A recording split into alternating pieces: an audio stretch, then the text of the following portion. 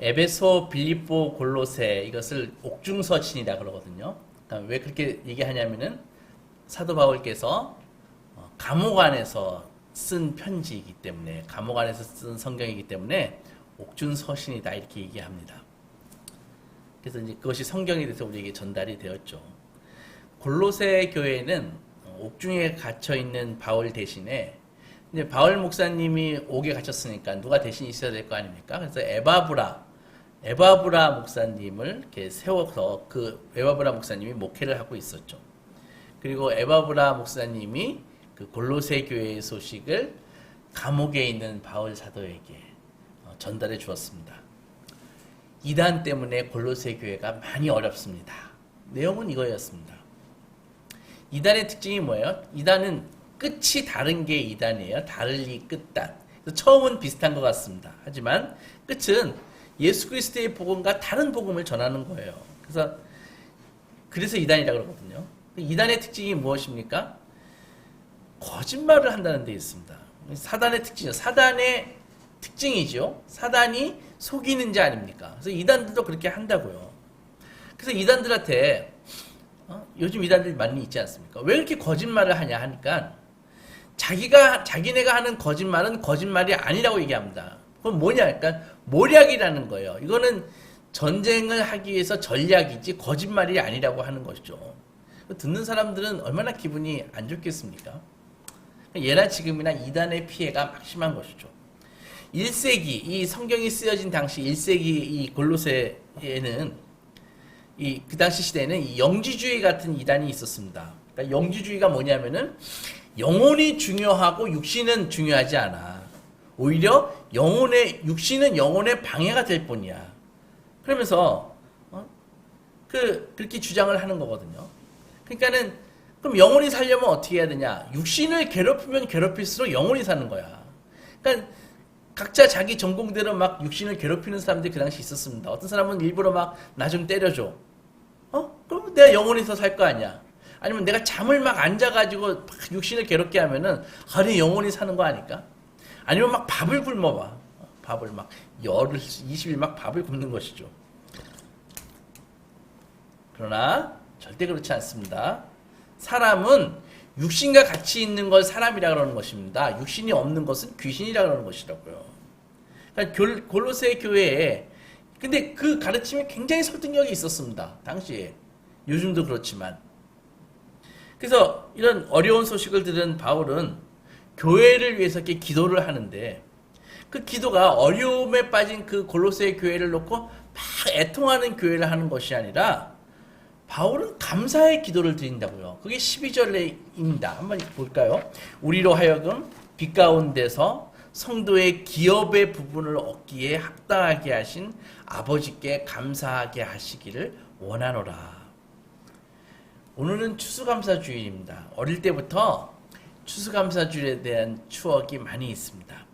지금같이 이 겨울에 길목에 들어설 때가 추수감사절이잖아요. 하면은 교회에 가면은 난로를 피워놓고 평소와 다른 고깃국 같은 것을 같이 이렇게 해먹고 그랬다고요. 그 당시는 큰 행사였어요. 떡도 주고. 떡을 점심 맛있게 얻어먹고 떡도 교회에서 타가지고 집에 갖고 와가지고 따뜻한 방에서 배 깔고 먹으면 그렇게 맛있었습니다. 과일도 있었고요.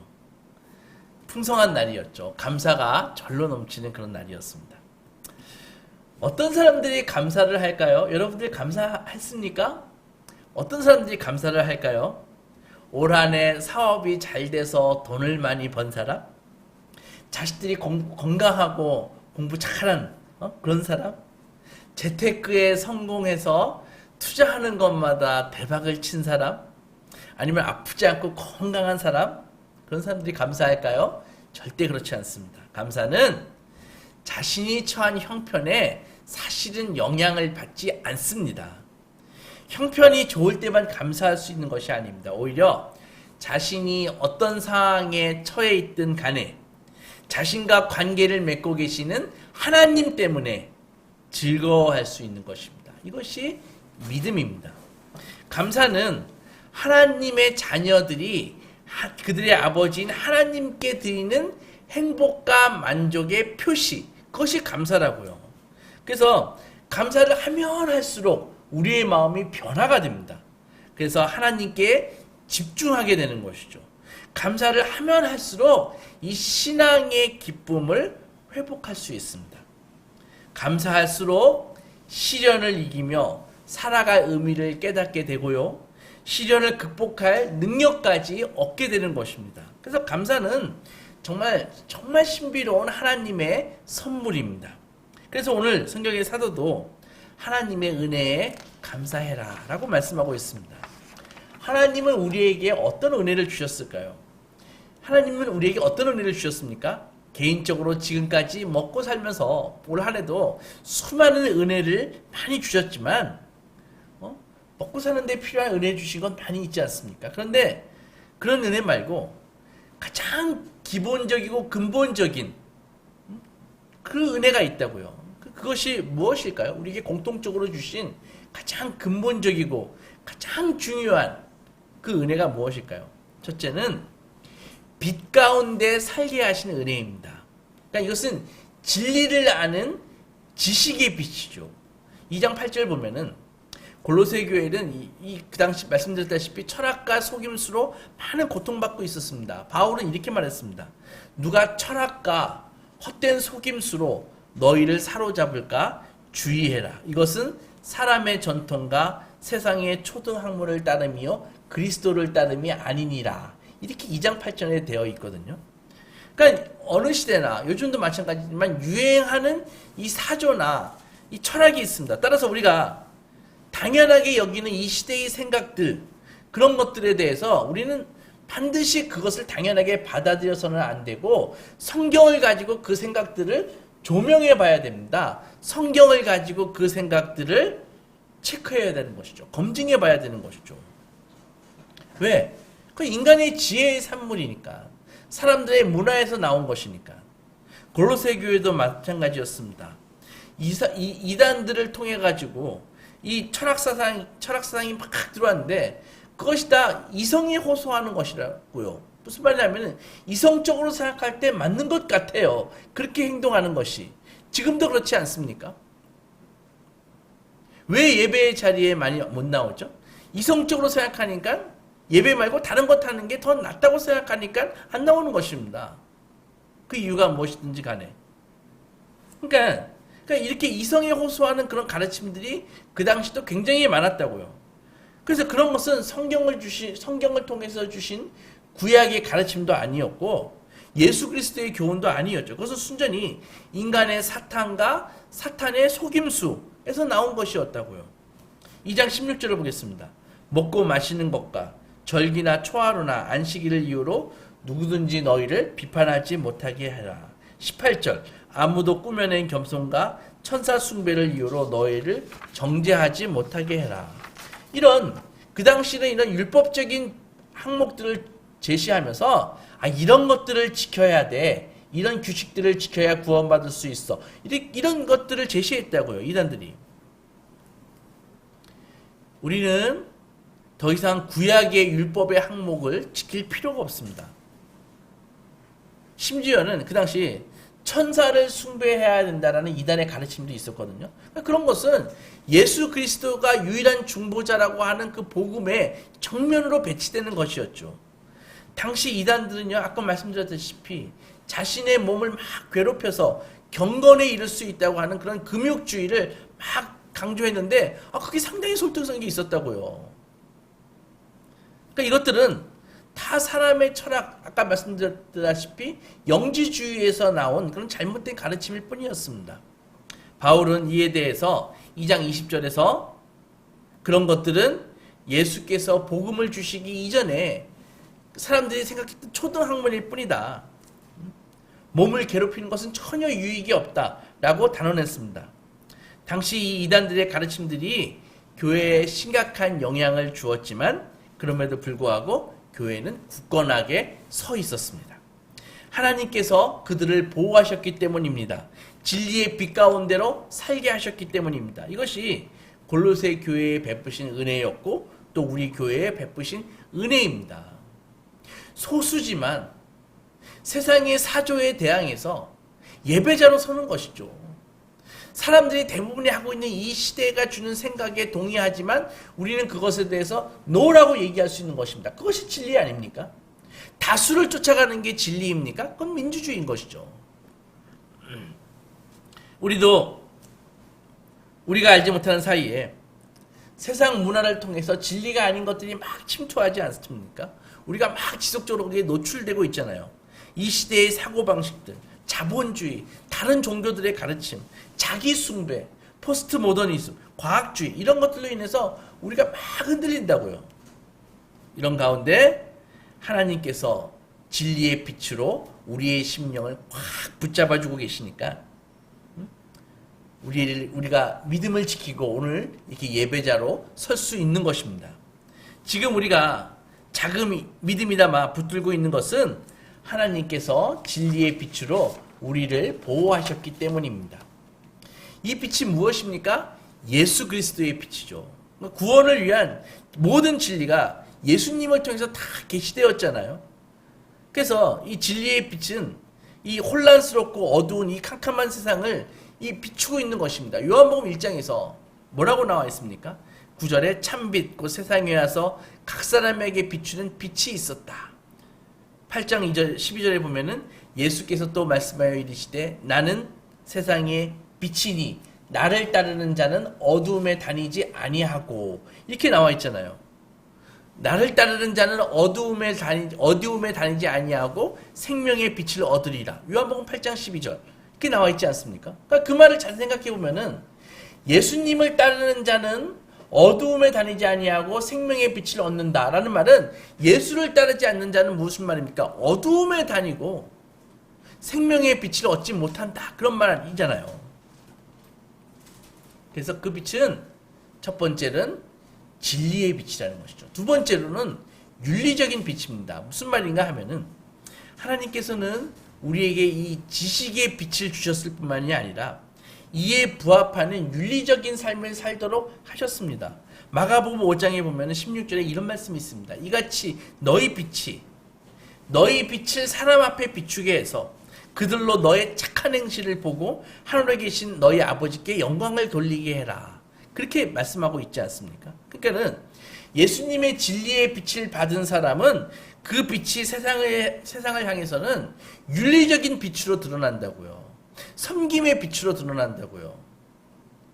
그러니까 그 말을 역으로 하면 어떻게 됩니까? 세상에 윤리적인 빛이 드러나지 않고 섬김의 빛이 드러나지 않는다면 그 속에는 예수 그리스도의 그 진리의 빛이 약하다, 없다라고 말할 수도 있는 것이라고요. 성령님의 역사죠. 이렇게 세상으로 빛을 비추는 사람은 세상의 빛을 계속 비추면 어떻게 됩니까? 세상에 울림을 줍니다. 울림을. 예수님이 우리의 빛이니까 우리는 세상의 빛이 되는 것입니다. 결과적으로 우리는 예수님의 빛을 세상에 비추는 통로가 된다는 것이죠. 생각해 보십시오. 우리가 죄를 지을 때 하나님의 도움이 필요합니까? 죄를 지을 때 힘이 들던가요? 우리는 우리 힘으로 아주 쉽게 죄를 지을 수 있습니다. 그러나 선은 어떻습니까? 우리의 선의가 우리가 착한 행실을 하면 항상 그런 것이 결론이 선의도 받아들여지던가요? 선은 우리 힘으로 행할 수 없습니다. 하나님께서 우리의 선에 대해서 은혜로서 도와주셔야지 그것이 가능한 것이죠. 하나님께서 우리에게 은혜를 베푸셔서 선한 삶을 살도록 도와주신다는 것입니다. 성도가 하나님으로부터 은혜를 받고 또 받고 또 받고 계속 받으면 어떻게 될까요?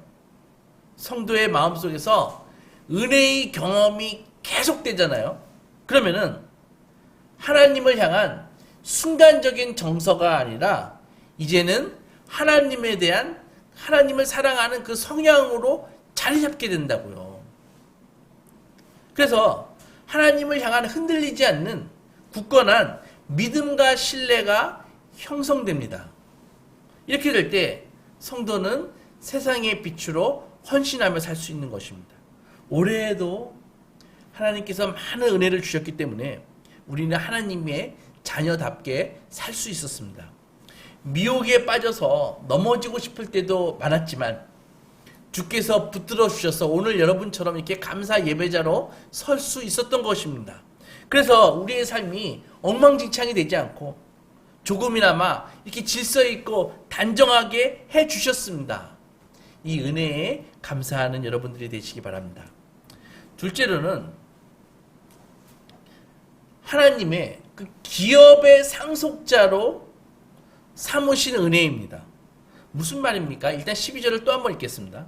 우리로 하여금 빛 가운데서 성도의 기업의 부분을 얻기에 합당하게 하신 아버지께 감사하게 하시기를 원하노라. 어렵죠? 말이 좀 어렵습니다. 이 영어 본문을 보면 하나님께서 우리에게 자격을 갖추게 해주셨는데 그 자격이라는 것이 하나님의 그 빛의 왕국에서 거룩한 사람들이 유산을 받는데 그것에 그 유산에 우리의 지분이 있다. 그것이죠. 그래서 그 지분을 가질 수 있는 자질을 갖추게 해주셨다. 그렇게 번역할 수 있습니다. 본문에서 그러면은 성도의 그 기업의 부분이 무슨 말일까요? 좀 어렵지만은 이 기업이라는 것은요. 기업이 무엇입니까? 구약에서는 이스라엘이 가나안 땅 정복기가 있었잖아요. 여호수아가 출애굽을 해가지고 같이 가나안 땅에 입성할 때 구약에서의 기업은 땅을 의미했다고요. 땅을. 그래서 여호수아는 가나안 정복하기에 앞서 뭐 했어요? 땅을 지파별로 집안별로 막 분배를 해줬잖아요. 심지어는 네가 정복하고 싶은 너가 받고 싶은 땅을 가서 보고서 그려와라. 지도를 갖고 와라. 이렇게 얘기도 했잖아요. 그래서 구약에서는 이 유산, 유업 그러면 땅이라고요. 근데 그 땅은 소유권이 아니라 사용권입니다. 그래서 땅은 기본적으로 하나님의 것이기 때문에 당시 이스라엘 백성들은 땅을 하나님으로부터 받아가지고 소유하는 것이 아니라 사용할 수 있는 권한이라고요. 그래서 땅은 기본적으로 사고 팔게 하지 못하게 했습니다. 이렇게 됨으로써 땅을 사용하게끔만 해주니까 어떤 일이 벌어집니까?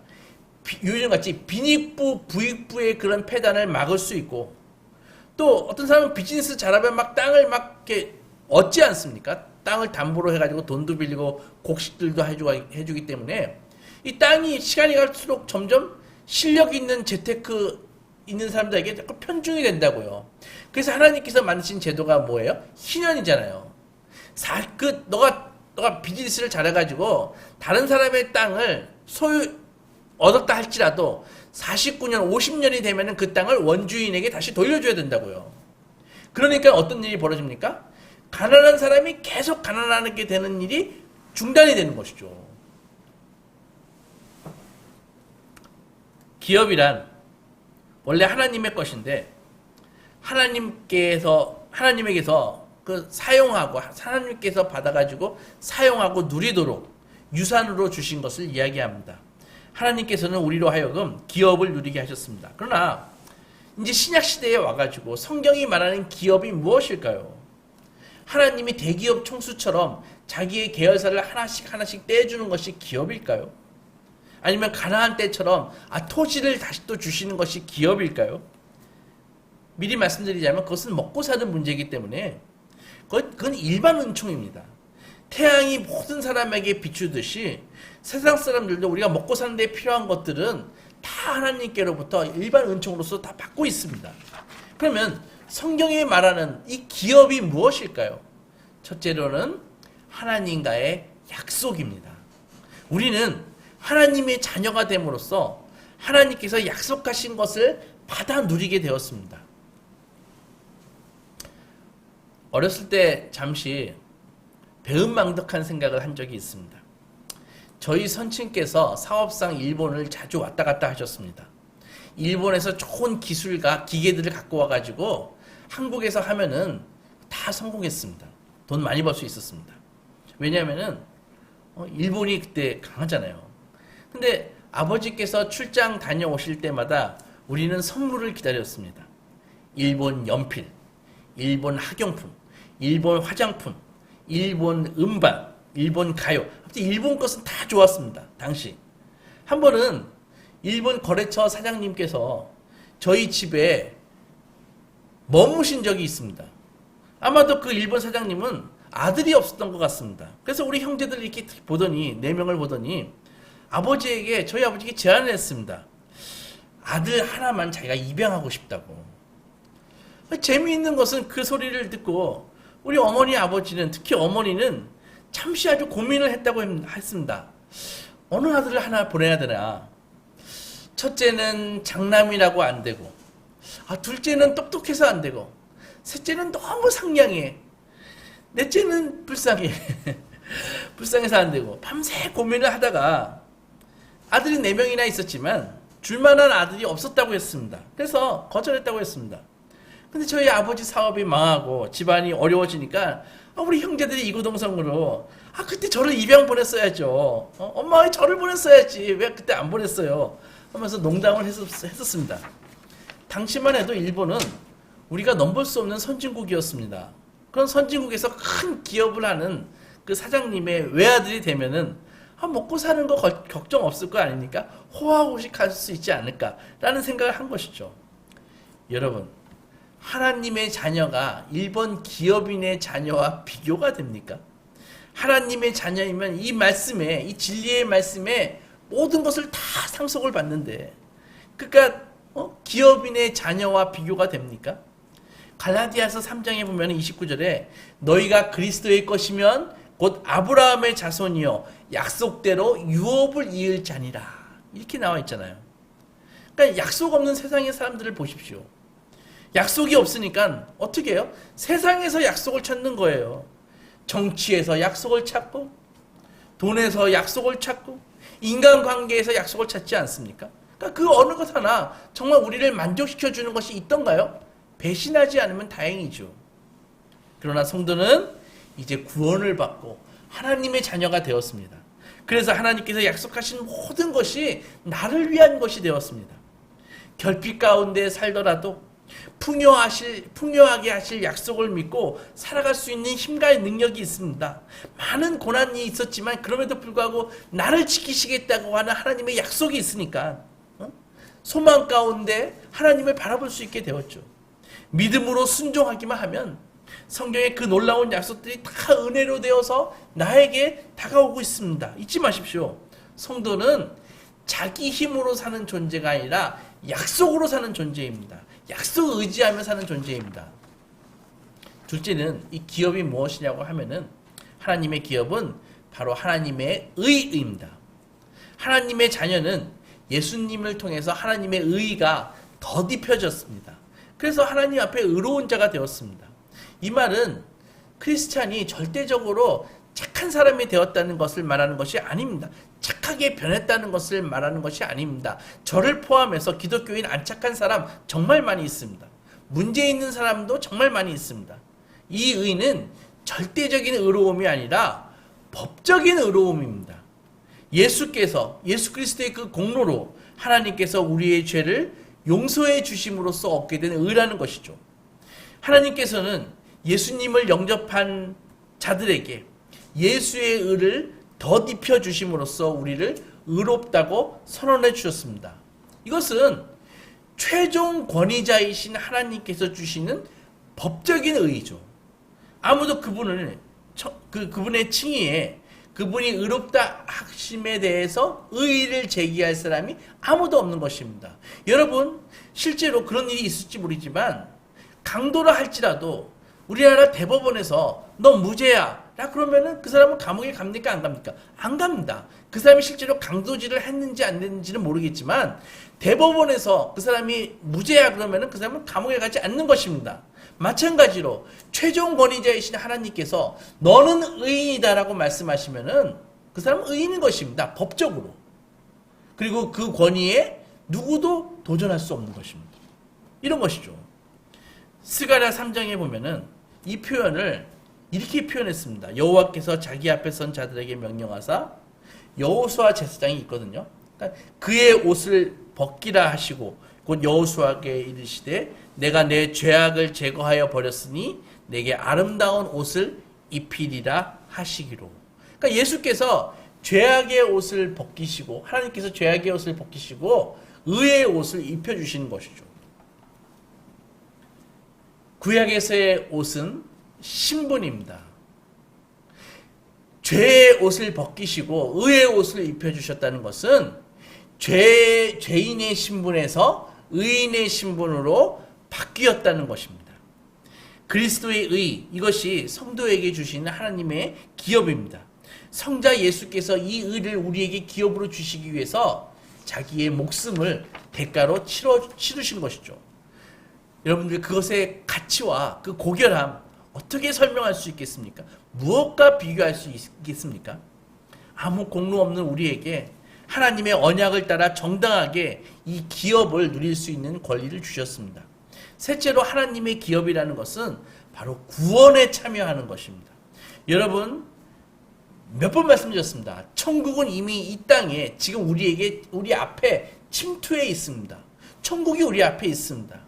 지금도 믿음과 순종의 사람들에 의해서 천국은 계속 침노를 당하고 있습니다. 엄청난 하늘의 자원이 이들에게 부어지고 있는 것입니다. 성령님과 함께 이들은 하나님의 역사를 막 써내려가고 있는 것이죠. 천국을 맛보고 싶습니까? 믿음과 순종의 삶을 사십시오. 천국은 그렇게 하면 침노할 수 있습니다. 세상의 사람들을 보십시오. 생명의 은혜 없이 살아가지 않습니까? 모든 것을, 이 시대의 사조가 뭐예요? 모든 것을 의심하니까 결국 아무것도 확실한 것이 없는 것입니다. 항상 혼란스러운 것이죠. 항상 의심하는 것이죠. 그러니까 하나님의 의를 얻지 못했기 때문에 항상 어떻게 해야 돼요? 나에게 하나님의 의가 없으니까 항상 자기 자신을 증명하는 삶을 살아야 되는 것입니다. 어떻게 평안이 있겠습니까? 수고하고 무거운 짐을 지고 살다가 결국은 죄와 불순종과 무지 가운데 그냥 죽어가는 것입니다. 세상은 하나님의 구원을 누리지 못하기 때문에 세상에 있는 자원으로 어떻게 살아요? 제로섬 게임을 하면서 사는 것입니다. 내가 얻기 위해서는 남의 것을 뺏어야 돼요. 제로섬이시니까. 그러나 그것들로부터는 참다운 인간다운 삶을 살 수 없습니다. 세상의 것으로 육신의 필요를 잠시 채울 수 있을지 모르지만 곧 그 영혼은 그것을 얻었다 해도 권태에 곧 빠지거나 공고함을 느낍니다. 왜? 사람은 인간의 참된 욕구는 세상의 것으로 채울 수 없는 것이기 때문입니다. 그러나 하나님께서는 하나님의 당신의 자녀들로 하여금 생명의 은혜를 누리면서 살게 하셨습니다. 그런데도 우리가 하나님이 주신 이 엄청난 구원으로 인해서 감사한 적이 얼마나 되십니까? 우리는 매일 세상에 몰두한 채로 살아가느라 하늘을 바라볼 여유조차 없었습니다. 우리가 겪는 어려움에 집중하느라 예수께서 우리를 위해 행하신 그 일들을 잊고 살았습니다.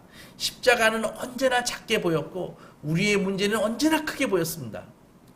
그렇게 살아온 많은 날들은 인생의 목적이 뚜렷하지 않으니까 의미도 없고 찾지 못하고 그로 인해 우리는 하나님의 나라와 의를 구하기보다는 그저 먹고 사는 일에 집중하며 살았습니다.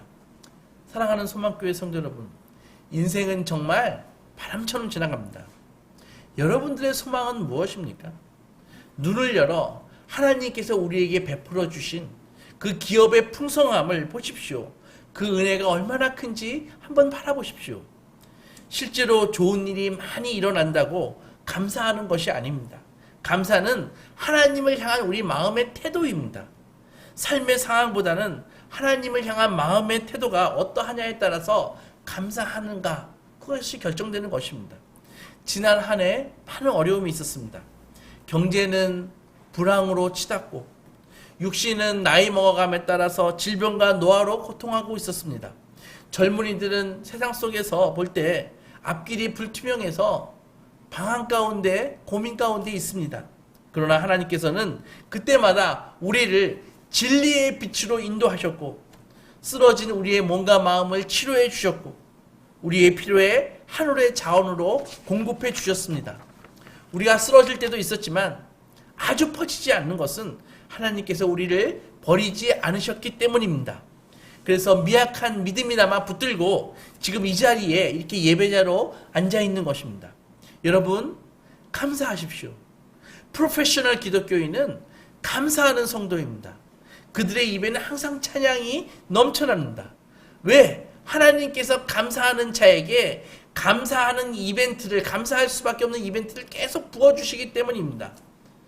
그들의 삶 속에서 감사와 주님께서 주시는 은혜와 그 형통이 선순환이 일어나는 것입니다. 감사하는 자에게 형통의 길을 열어주십니다. 형통하니까 또 감사하는 것입니다. 이것이 선순환이 일어나는 것이죠.